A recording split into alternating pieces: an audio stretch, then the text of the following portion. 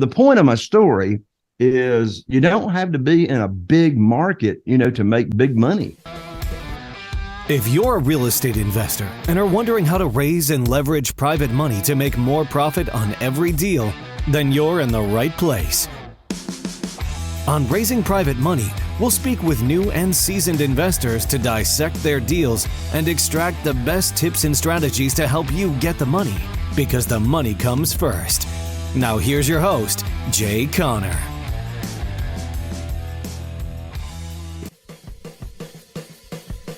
This is the Yield Coach Show, episode 37.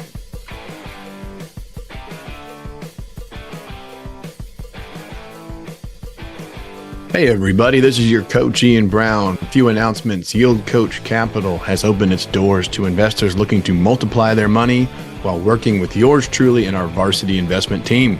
We recently closed our 170-acre Gainesville, Florida industrial tract, and our limited partner investors are on pace to make 2.5 times or more on their money. That opportunity is gone, but don't miss the next one. Be sure to join our investor list and never miss a deal again. You can join our investor list by the portal, which is in the show notes of this podcast. It's in our Instagram bio link, and you can also do it at yield-coach.com. If you join our investor list, we will get you the free gift, 107 questions to ask a deal sponsor, and a discount to our Employee to Entrepreneur video course, which is packed full of information and case studies to kickstart your investment success. Now is your time to take the field. I am your host, Ian Brown. Every episode, we bring you dynamic entrepreneurs, real estate investors, thought leaders, and inspirational guests ready to open up, share their story, the good, the bad, the ugly, so you can learn lessons, gain advantages, and accelerate your own success. I'm very excited about Mr. Jay Conner, our guest today. Jay has 20 years in real estate, and he's going to bring us a lot of wisdom today. He learned how to buy properties with creative financing, including subject to, private money, and lease options. He got through that market crash in '08. I'm sure we can talk about that a little bit. Developed his own system for gathering millions of dollars for his real estate deals without using traditional banks. In just a few short months from using his systems, he raised over $2 million in private money, and he has the freedom to work less than 10 hours per week in his real estate investing business by leveraging the power of automation. I like all this. Jay, welcome to the show. Hey, Ian, thank you so much for having me come on to talk about the subject that I'm most passionate about, that's had a biggest impact on my business, and that is private money for sure. Awesome. Well, 20 years, we probably won't be able to touch on every facet of your 20-year experience. We'll tease out some nuggets of wisdom. I do like to start a little bit, earlier in the journey. How'd you get into real estate and or lending? I know there's been evolution in your path, but take us back a little bit. Sure. Well, I was actually raised in the housing industry. My dad, at one time in the late 1980s, had the largest retailing company of manufactured houses or mobile homes in the nation. And all the financing for that product, the consumer finance, went away. So I knew if I ever got out of mobile homes, I wanted to get into single family houses, because friends of ours made $30,000 on a flip, the first one they did back in 1993. And I was trying to make $3,000 on a single wide, for those of the audience that knows what a single wide mobile home trailer is. But anyway, we started in 2003. First year, I only did 3 houses because I just wanted to make sure I understood what I was doing. And those first 6 years, we relied on the local bank to fund our deals. That was from 2003 until January of 2009. And then that's when everything changed, thankfully, for the better. I just didn't know it was for the better while I was going through it. Right. And when you were doing your single wide deals, were you acting, where were you making your money? Were you making it as selling them, financing them, or were you actually rehabbing single family No, we had retail. Yeah, we had retail sales centers. Gotcha. I didn't get into rehabbing of anything until 2003 when we started flipping houses. Awesome. And so that first year you flipped 3, which I actually think that's not a bad number. I think the first 7 years ago, so I've been in real estate 17 years, but 7 years ago, I decided to stick my neck out there and Maybe I watched too much HGTV, but I went out and flipped a house. And we made money. It worked out fine, but it took me every bit of a year. I had really like one buyer. Thank God he bought it. And I 1031'd into an apartment and never went back to single family. However, I think people underestimate funding them now has changed a little bit. And I know we're going to talk about funding. But I know when I did it, I didn't, 7 years ago, it didn't seem like there was like a plethora of options. I wasn't sure how to fund the rehab. So I ended up doing the rehab on like Home Depot, Lumber Liquidators, Lowe's credit cards. Not the way to do it. But I didn't know any better. And so it took a long time. I didn't know it had septic. So I had to put in a new septic field.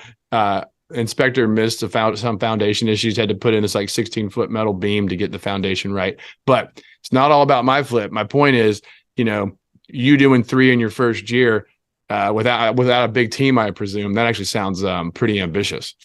I had no team. Army of one. Me was the team. But anyway, we got a team today. I promise you. I mean, Ian, we live here in a really, really small area. Our total population that I focus and invest in houses is only 40,000 people. Wow. Now, that first year I did 3. Today we do 2 to 3 a month. Here, just in our local, we've rehabbed about 475 houses now to date. But here's the deal: even in this small market, when someone knows how to buy them right and how to find them and buy them at the discounted prices, my average profit right now per flip is $78,000. $78,000. That's with a median price of about $325,000 after repaired value.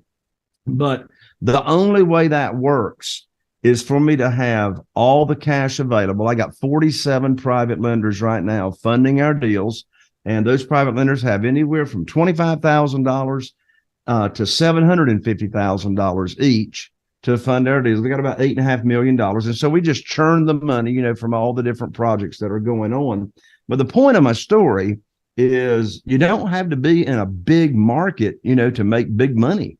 I think that's a really good takeaway. I think a lot of people are in a small market and think they can't get started, or maybe they're in a big market, Chicago, New York, San Francisco, LA, Miami, even Tampa now in Florida. So, you're like, well, I can't find a deal in my local big market. And here you are in a tertiary market, maybe sub-tertiary market, cleaning house. Those are really good margins. And I think any house flipper would be happy to do that, certainly at scale. That's awesome. Absolutely. Well, and I think, being in a smaller market brings you a lot of advantages. I mean, you can dominate your market, right?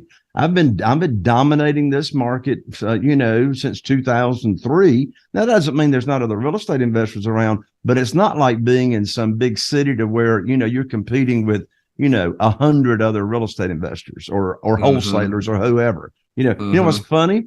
We don't even have a wholesaler in this market. We don't even have a wholesaler. And look, Ian, I've never wholesaled a house in my life because I ain't got nobody to wholesale it to. That's funny. Yeah, you're the guy. That's right. You can't wholesale it to yourself. That's funny. Well, a lot of people talk about, just to say it super, super plainly, you got to have deals and money. And you're the private money authority. So I know we're gonna unpack that a little bit more. On the deal side, part of it's chicken or the egg. It doesn't do you a lot of good to have deals without ways to fund them or close them. But how are you going about dominating your market? I mean, now you have momentum and reputation, but when breaking into a new market for the audience, do you have any tips on getting your deal flow going? Some actionable items? Absolutely. So you just brought up an interesting point, and I'll answer your question with some specifics as to how we actually have consistent deal flow coming in every day. But the chicken or the egg, which comes first, the deal or the money? Now, Ian, I'm getting ready to say something that I know you've heard 100 other people say, and I'm sorry, I think it's the most stupid advice I've ever heard in my life. And here's what I've heard. Get the deal under contract. The money will show up. The money follows the deals. You've heard it, right? Oh, yeah. And I want to go, where is the money going to show up from? Is it just going to come out of the clouds or something, you know. So there's always going to be deals. There's always going to be deals. So I say, get the money lined up first. Now I'm talking about single family houses. You know, you're doing syndication. I just heard you talk in the intro about a large, you know, cap fund that you were raising for a commercial deal. That's a different conversation. Yes, you got a large project there that you're raising money for that particular project. But in the world of single family houses, I say get the money lined up first. Get $250,000, get $500,000 from a private lender or a few private lenders that say, hey, I love your program. I love what you're offering, what you're paying. You know, the traditional way to borrow money is, I'm talking about on a single family house. Mm-hmm. You go to the bank, you get on your hands and knees, and you put your hand underneath your chin. You say, please fund my deal. Please fund my deal. Not in this world that I'm talking about. We're not asking for a mortgage. We're offering a mortgage. You know what's funny, Ian? I've never asked anybody for money. And they say, Jay, how do you have $8.5 million? How are you getting any deals funded? And you never ask anybody for money. The answer is very simple. I put on my teacher hat and I start teaching people what private money is, what self-directed IRAs are, how they can get tax-deferred or tax-free income on their retirement funds by using a self-directed IRA company, et cetera. So I put on my teacher hat, and then now the money is chasing me instead of me chasing the money. Now let me answer your question. How do we have the deal flow coming in consistently? Well, here's how I dominate the market. Number one, pay-per-click. Google ads, pay-per-click. So I've got 3 different vendors, 3 different done-for-you services that run Google ads for me right here in my market. And look, it looks like I'm competing with myself, but I'm all 3 guys under 3 different names, right? So when somebody says, buy my house or sell my house fast, well, the top 3 that come up on the page, they're all me. Love it. Right. So Google ads, right? Now those Google ads, each lead cost me $150, but who cares? All I need is 7 leads to buy a house, right? So we got Google ad leads. Secondly, we have Facebook ads. I have 2 paid Facebook ads, not Facebook post, but paid sponsored Facebook ads. So I have 2 different kinds of Facebook ads running every day in my market. I've got a done-for-you service that I hire to do that for me. Now, Facebook ads, I get more of those, but those are not as qualified because, you know, those ads are just showing up in the news feed. Somebody sees it and says, oh, well, let me see what they'll give me for my house. So I need 20 of those leads to buy a house. But the cost of those leads are only about $50 a piece for each of those leads. And then in addition to Google leads and Facebook ads, since 2004, the second year we started investing in single family houses, my wife, Carol Joy, and I put together our foreclosure system. And what's the foreclosure system? We track, there's 2 parts to it, the tracking and the marketing. We track every open foreclosure file physically at the courthouse from the time of the notice of default all the way through the sale. And we have 8 cumulative letters, sequential letters, that gets over a 50% response rate, which if anybody knows anything about direct mail, that's stupid, crazy percentages.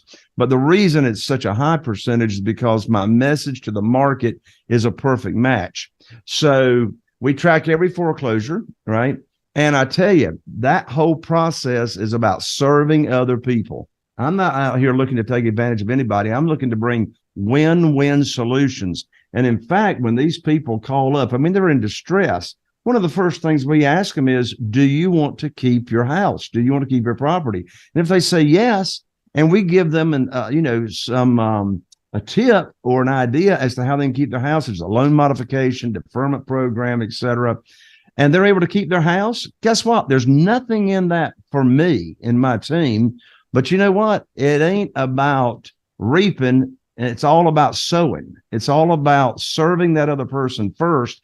And if I help enough other people, I'm not going to have to worry about me and my team. Unfortunately, most people cannot qualify, for the loan modification. And guess what? When they tell us they'll sell it to us for what they owe, we still put thousands of dollars of money in their pocket to help them back on their feet. I mean, for goodness sakes, if I'm on average $78,000 in profit, can I not help those people out? Right. So in addition to that, probates, pre-probates rather, we direct mail all pre-probates in our local market as well. We do other things. I see a new bandit sign pop up.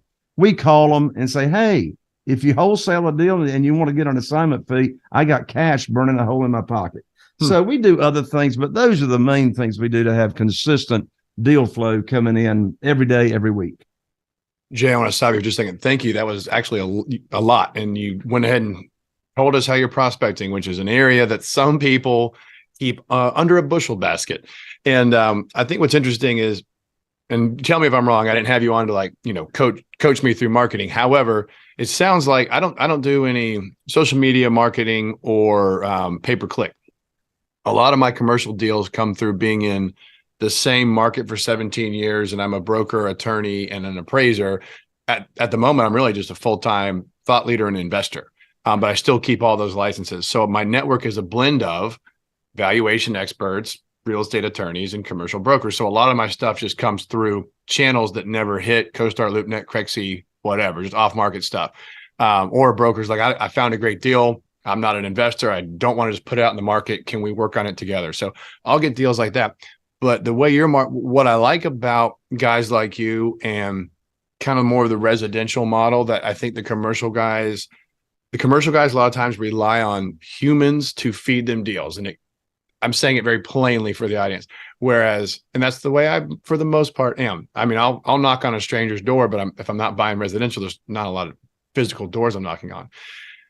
But with you, like the pay-per-click, the Facebook, the marketing, the probates, the foreclosures, and I think you're in a deed of trust state, aren't you? I am, yes. Yeah, so I'm in a judicial foreclosure state. And so there's pros and cons. That's not the point of this show, but your foreclosure, for the audience, the foreclosure process in a deed of trust state is like a micro fraction of the time for a foreclosure in a judicial foreclosure state like Florida. I mean, Florida, we in the last cycle, which has now been a little while, but we had commercial foreclosures exceeding 3 years.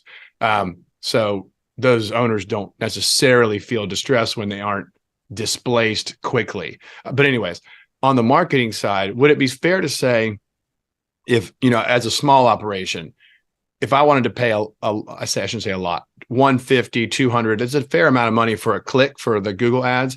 If you have a small team that's not ready to field a lot of calls, but you want maybe more qualified leads, that might be a way to approach it. Versus if you start to run higher volume Facebook ads, like you said, it might be that 20-to-1 ratio, but you need to have somebody ready to field 20 inquiries. So if you're kind of like a skeleton crew, commercial syndicator investor type, sounds like maybe a pay-per-click might be a fit. I've always been a fan of very intentional direct marketing. Never tried more of like the broad-based marketing on like Facebook ads. So I just wanted to get your thought on that. If you're running lean and mean, maybe a pay-per-click at a high ticket amount.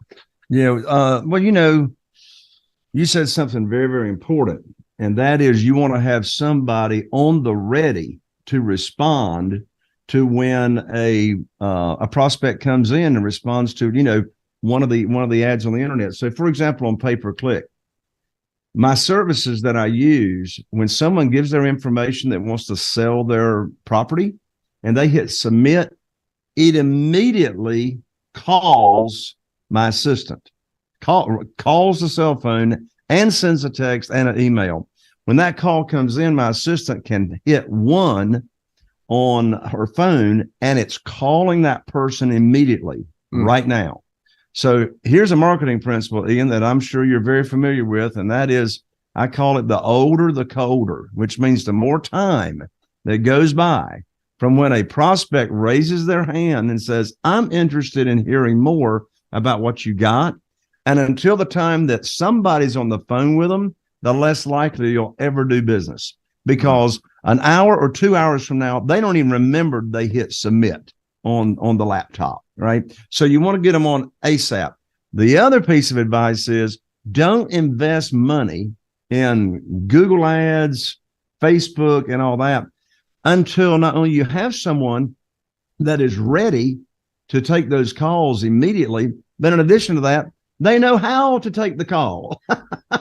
I mean, I've seen people waste money on marketing because they're not prepared. They're not educated on that closing call, on that initial building rapport call kind of thing. And so, what's the best way to get good at doing anything is do a lot of it. So, people that I coach and work with, I tell them, I say, go on Craigslist and go on Zillow and call them for sale by owners that live in another state, and you're not going to even do business with them, and go screw up on them. Those are free leads, and practice negotiating, practice getting your property lead sheets filled out, et cetera. And then when you have done 100 of those calls, now you're ready to invest money on leads coming in. That is just tremendous advice. And that is actually, there is a way to do that commercially as well. It's a little more filtering, a little more nuanced, but what Jay's talking about, I think practicing those scripts, and I wouldn't, unless you have a coach like Jay or some guidance, it is risky. I've done mailers before. I wasn't a huge volume, but what I did mailers in Jack's Beach, multifamily of a certain size, absentee owners. And I got some calls back, and I was like, I didn't really think about when the mailers were going to hit. And I was about to take a trip and it's just me and Sam, the show producer, in the office. And so I was like, so some of those older got colder. And by the time I got to them, they're like, well, I don't know why it took you so long to call me back. I just want to know what you're going to offer on my property. And so it was hard to build the rapport. They were out of the honeymoon phase. So I totally understand what you're saying, Jay. Yeah. And when those Google ads come in and you hit one, and it dials them right back, most of the time they answer the phone. Because, if you get a call from an unknown number, you're not going to answer the phone. But when somebody hits submit and within 20 seconds, their phone is ringing, they pick it up. They're available. They're sitting right there, they're either holding their phone in their hand or they're on their laptop, and they're available. So boom, most of those people answer. And I tell you what, they are astonished. They are amazed. Talk about a wow first impression. I just submitted my information asking somebody to contact me, and you're calling me in 20 seconds. That's amazing. All right. Well, in the sake of efficiency, we've talked about the prospecting side. It's a deals and money game, and you have an incredible machine. You shared a lot on the filling the pipeline deal side. How are we going to take these bad boys down? How are we going to fund them, Jay? What have you evolved to do in your investing career? Well, I tell you, Ian, let me tell you how I got involved in private money and how it impacted our business more than anything else. Believe it or not, Ian, here in North Carolina, we still have these things called landlines and handsets with cords attached to them, if you can believe it. But anyway, I remember. What's that? Did that come from a museum, Jay? No, it still works. Oh, it still works. We actually still intercom each other here in the office. But anyway, I remember it like it was yesterday. I mentioned earlier here on the show from 2003 to January 2009, I relied on the local bank. That's all I knew to do. I'd never heard of hard money lending. I'd never heard of private money. I'd never heard of creative financing. I'd never heard of buying subject to the existing note and all that stuff. I just thought from my mobile home days, you had to go to the bank and, get your deal funded. So I had a line of credit there, and I had in January. So I've been doing business with this same bank for 6 years. Great history, great relationship. And I call up my banker. I had 2 houses under contract. Each of these houses represented over $100,000 in profit. And I called up my banker to tell him about the deals that were under contract and the funding that was required for the deals. And so I learned very quickly on that phone call, I didn't have any funding. I didn't have a line of credit anymore at the bank. And my first thought was, it'd been nice if somebody had picked up one of them handsets and called me and say, sorry, Jay, we got to close your line of credit. Well, I didn't know there was a global financial crisis going on until now I got a crisis. Now it's a crisis. Yes. Now it's a crisis, right? And so anyway, it's a pretty funny story as to how this came about, but I won't take the time to go into it. I'll just give the bottom line. So I learned in less than 2 weeks about private money, what it is, and I put my program together. Now, in this world of private money, we make the rules. Remember, we're not asking for a mortgage. We're offering a mortgage. So I put my program together. What interest rate am I going to pay these private lenders? 8%. And I still pay them the same thing after all this time, since 2009. Wow. 8%, no points, no origination fee. And so I started teaching people, first of all, here in our local market, the people I go to church with, people in the Rotary Club, people in Business Networking International, my connections. I started teaching them my program. And look, here's a really, really important lesson. Really, really important lesson. Do not teach people about private money and how they can make high rates of return safely and securely. And in the same initial conversation, tell them about the deal you got under contract that you need funded. You already sound like you're begging and chasing the money, and you're not even trying to, right? Yep. I mean, I've never pitched a deal in my life. Now, I've never raised large syndication money either, but I've never pitched a single family house that needs funding. Here's how it works. I got the money lined up. I raised $2,150,000 in less than 90 days. And then once someone tells me I love the program, I mean, let's say they got retirement funds and they want to transfer those over to a self-directed IRA that I've told them about, to where they can loan money out from their retirement money. I mean, they're either loaning me money from investment capital or retirement funds. So they're all set up to go. Now, here's how I don't ask if they want to fund the deal. That's the most stupid question in the world. I could ask them anyway. So they've told me how much money they got. So let me do a quick little role play here.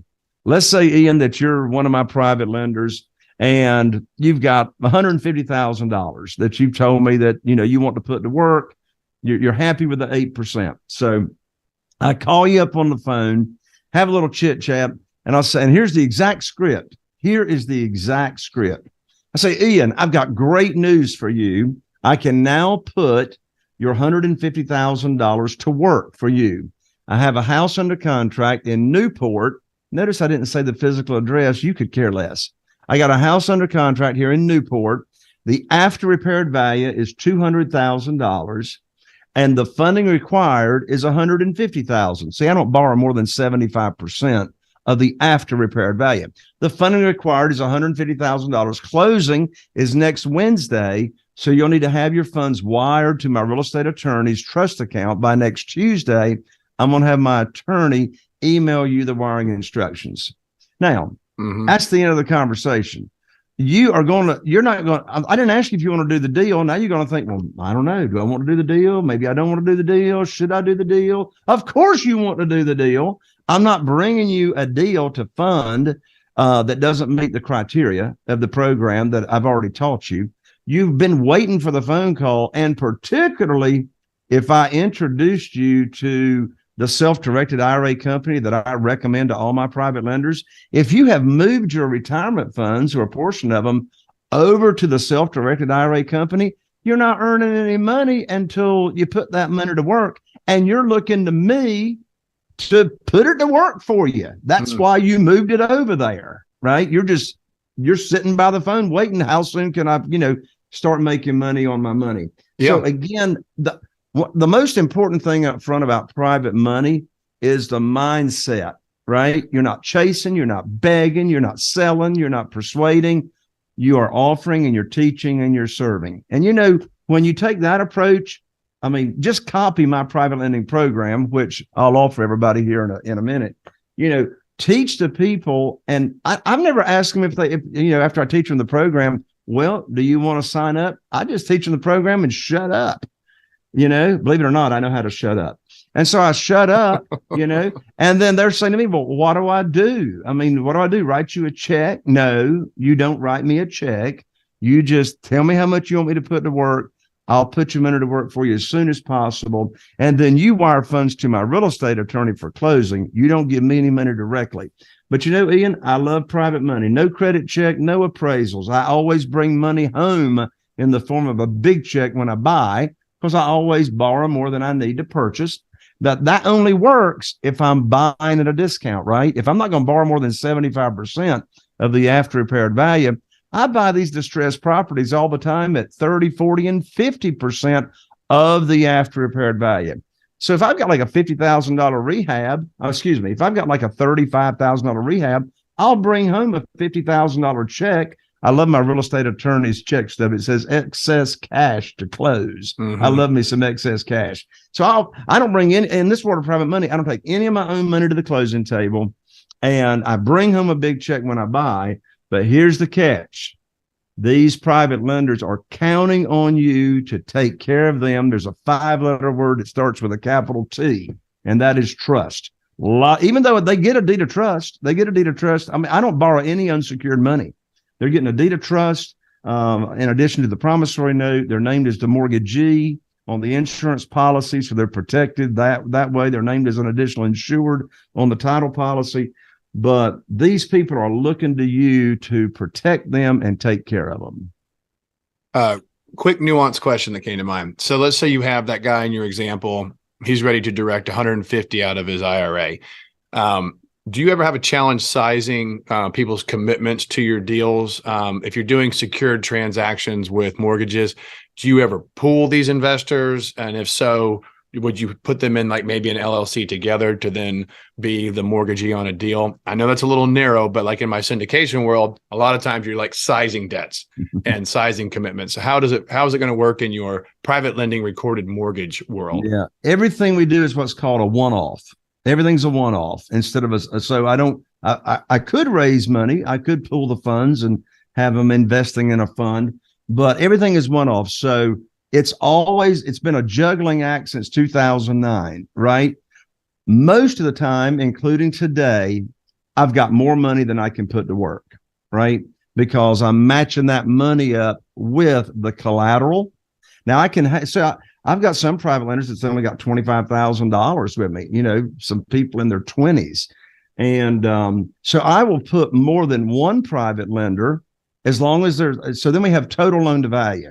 Let's say that $200,000 after repaired value house that I just talked about, I could have a private lender in first position at $100,000. I could have a second private lender in second position at $50,000. They each have their own promissory notes and their own deeds of trust.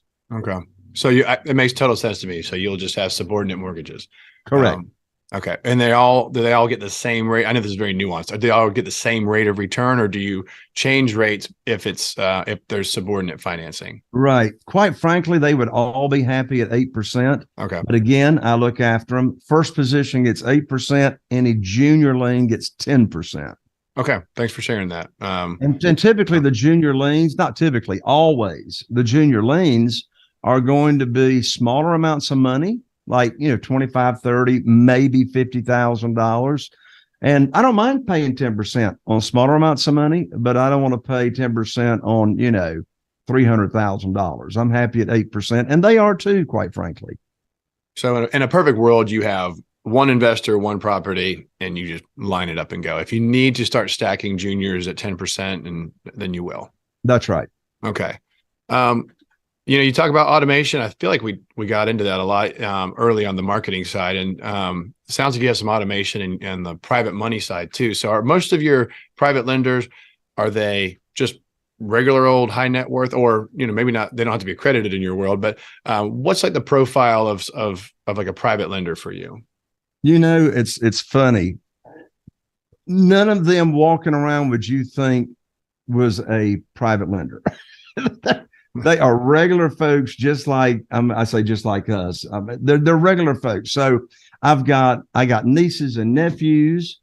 I've got probably about 10 different people that we go to church with. I've got them in different states, right? Friends, across the nation. I've got a lot of them probably over half of them are retired. By the way, there's where you start attracting private money, is make your list, right? I got 5 steps to get in private money very, very quickly. And start with the people in your cell phone that are retired, right? There's a good chance they got retirement funds. And now you can teach them about, self-directed IRAs and if you're going to attract a lot of private money, you want to learn how self-directed IRAs work. And of course, I got you covered in that as well. But yeah, I mean, these are not like, okay, here's the answer to your question in a weird kind of way, Ian.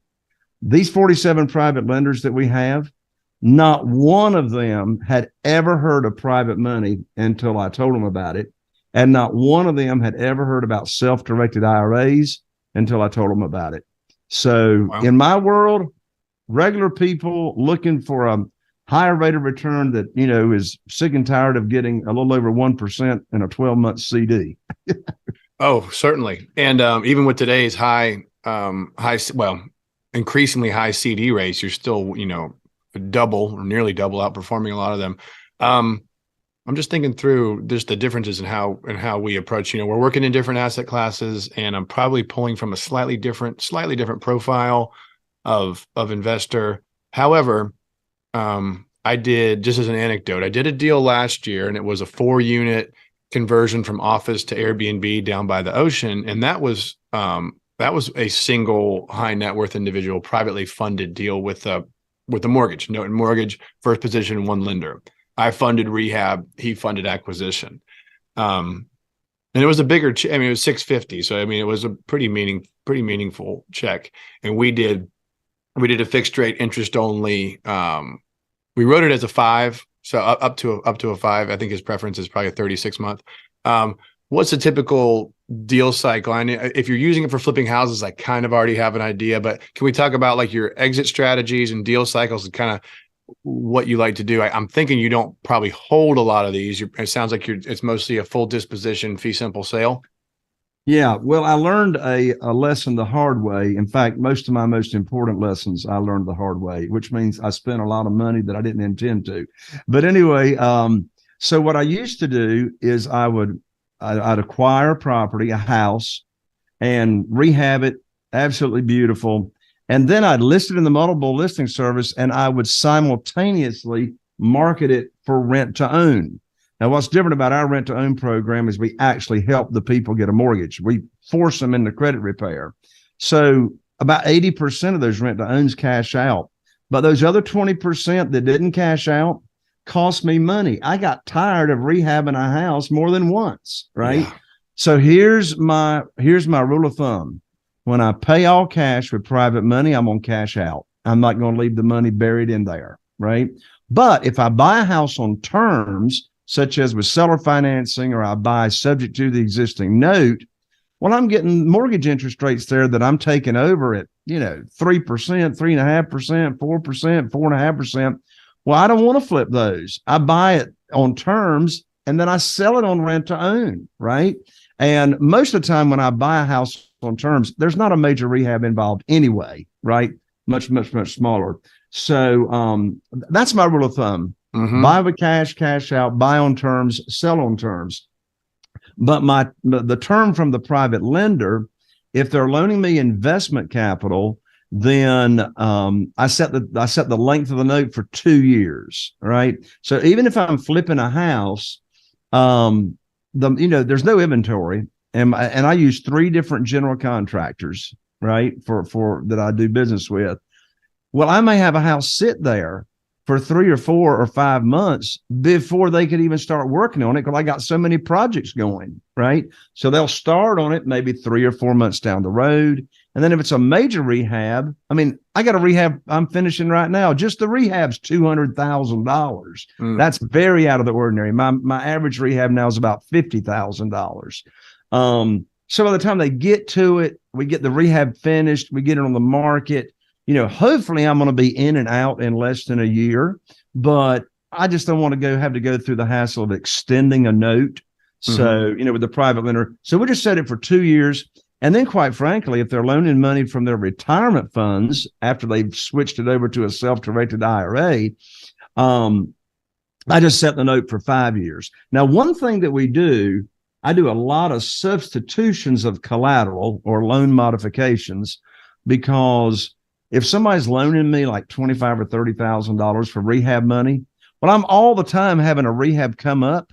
Well, they don't want their money back. They never want their money back, right? They want to keep earning their money, right? Mm-hmm. And so on a large loan, I'll pay that off because it's got to be collateral. It doesn't have to be collateralized, but I'm not going to borrow money that is not backed by, that real estate.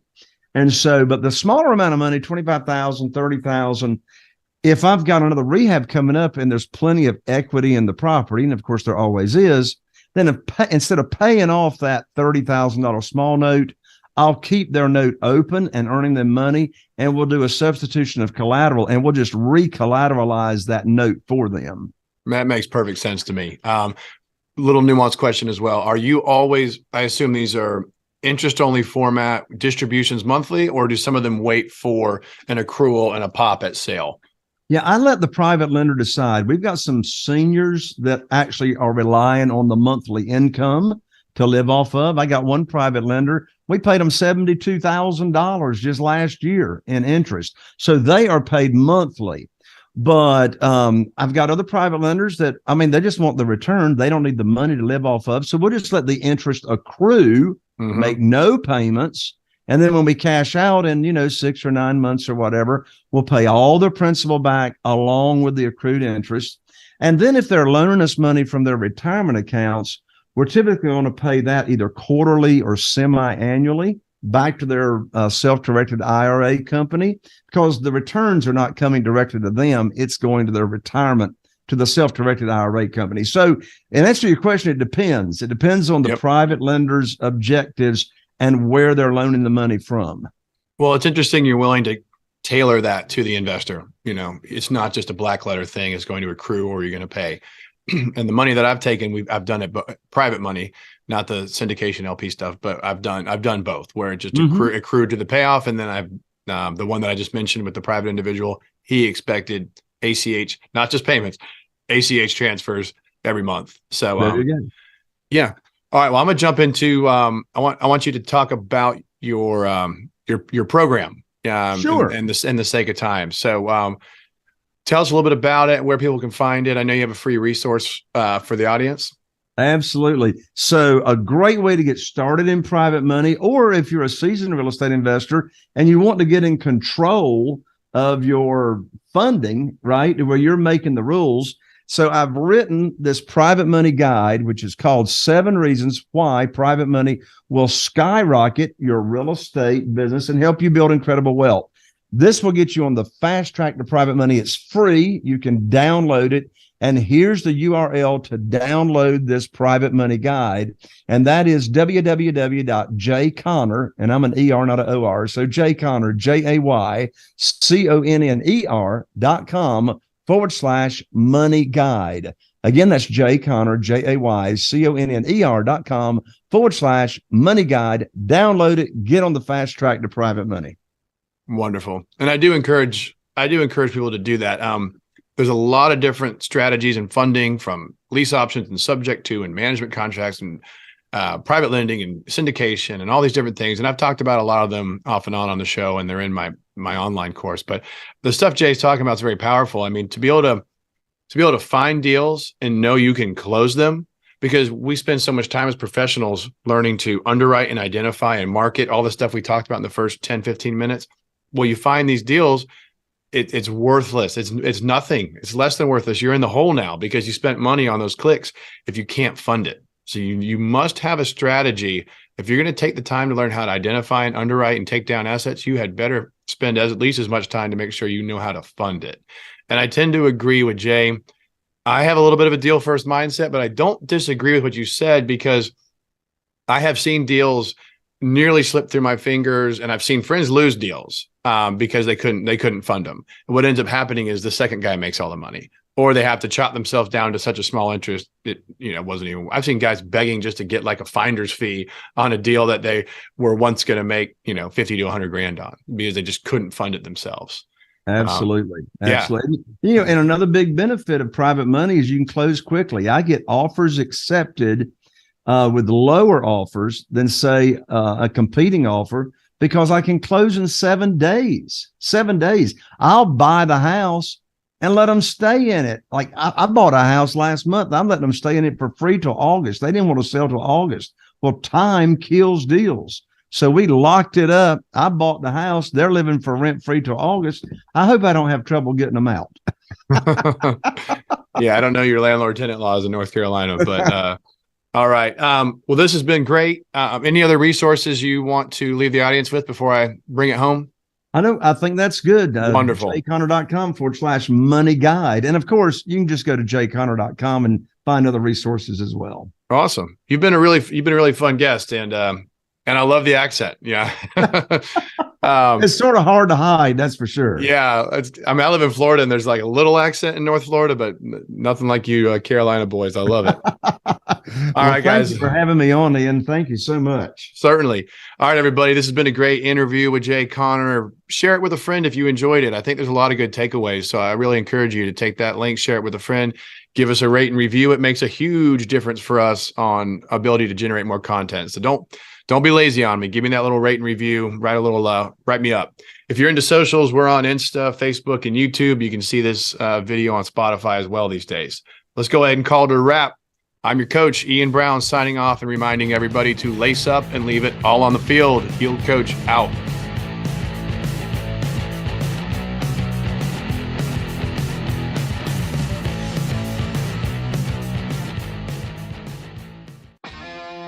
Are you feeling inspired by the knowledge you gained in this episode?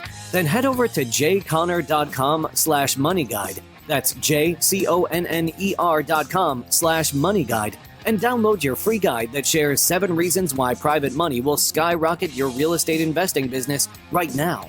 Again, that's jconner.com/moneyguide to get your free guide. We'll see you next time on Raising Private Money with Jay Conner.